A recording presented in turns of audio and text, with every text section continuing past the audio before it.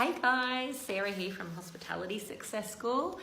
I wanted to share with you some stuff that I've been doing today.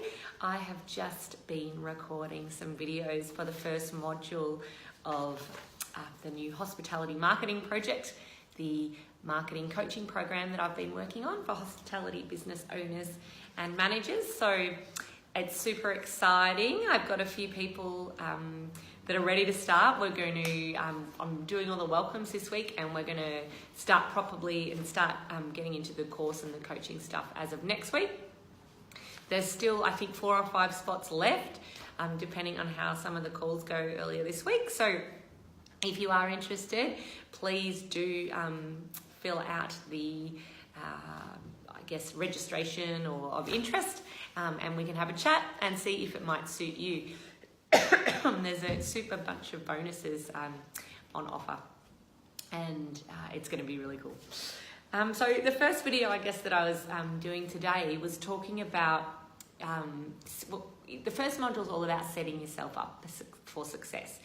And that's really a chance for us to look at the things within your business that you might not have got to think about properly since, when you were dreaming about starting your business. Or maybe they're things that you haven't thought about at all before.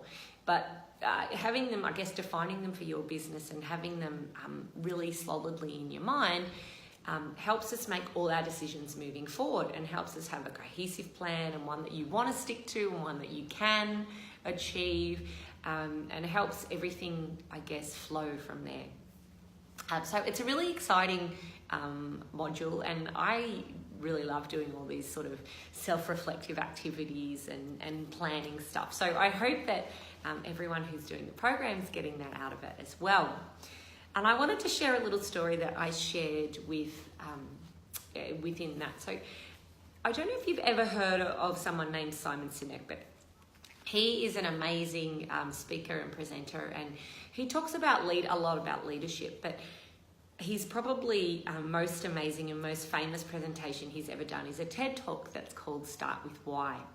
So if you've seen this, you'll know what I'm talking about. It's really inspiring, but it has about, 43 million views or something at last count, which is pretty amazing in itself. So what he talks about in that video is the way that most businesses talk about what they do and then how they do it, so how they're unique.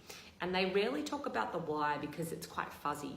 Whereas he says that the most successful businesses talk about why they're around and their purpose and their reason for being and why they get out of bed in the morning.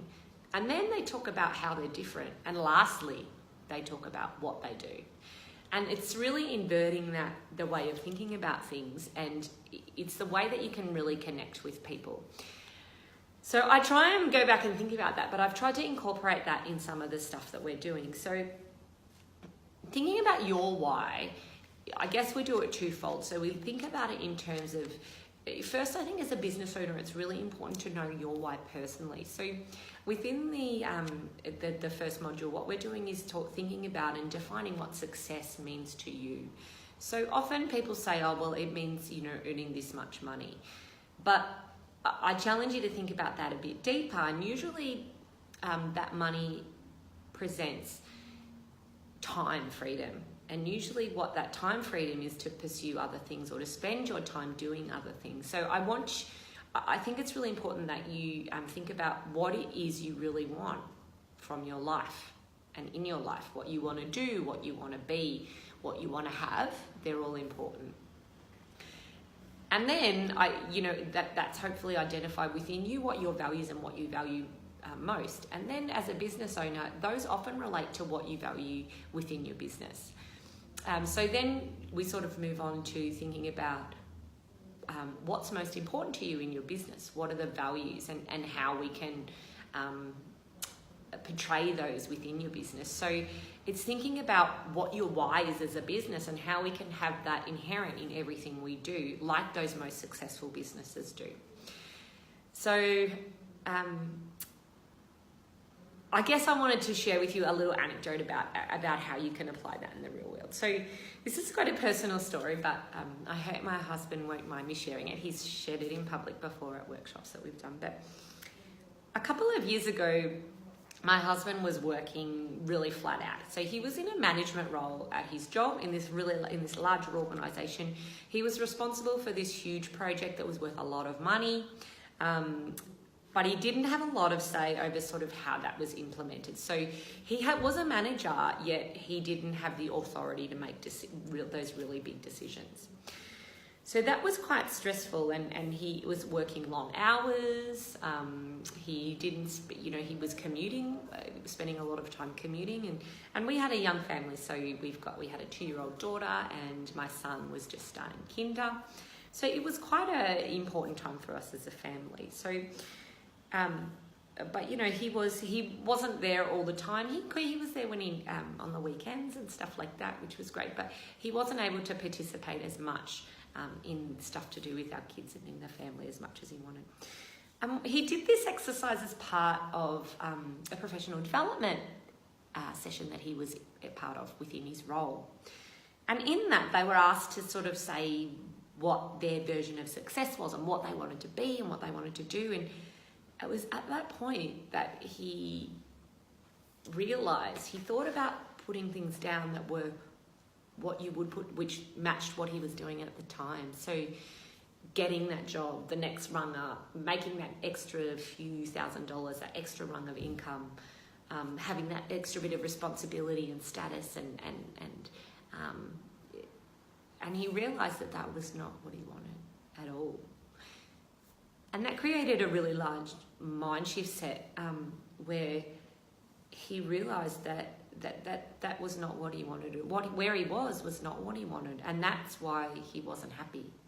So, sure, we were there, his family, and he got to spend some time with us. But what he really wanted was to, I guess, spend more time doing that, but also have ownership over his job. So while he had that leadership position, also have that responsibility, but also have the ability to make decisions and do things his own way and have that freedom, but also to not work so much, to not be worried about work so much. So he had time to pursue, his hobbies and his creative interests.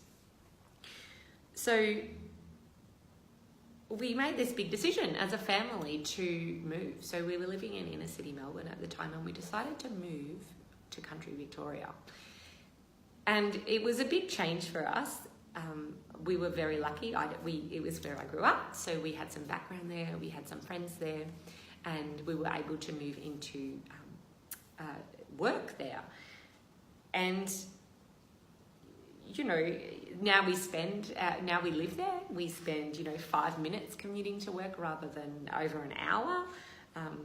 He's able to have ownership of his role, and he gets support from his bosses. And, he has time to spend on his creative pursuits, which is painting. And he's really happy. We both have flexibility in our jobs where we can pick the kids up from school. And last Friday, we got to go and see our son at his school sports day. Really, that's our version of success. And we are really grateful that we're able to live our version of success. So I hope that's helped you to think about, and I want you to think about what your version of success is now. So go away or take time and get a piece of paper and maybe just try writing down, 10 things that you want to achieve in your life, or 10 things that mean success to you. And they might be income related, but also think about, your lifestyle and what you want outside of business. So it might be things like, time to spend on hobbies, time to spend with family. It might mean financial security. It might mean flexible work hours. It might mean creative freedom in your work. It might mean you're able to contribute to charity, or it might mean you're able to travel. So those sorts of things, and even try ranking them so that you can figure out really what's most, within yourself, and you can identify what is most important to you. And you might see that it's closer than you think, or it's easier than you think to achieve, which is really nice.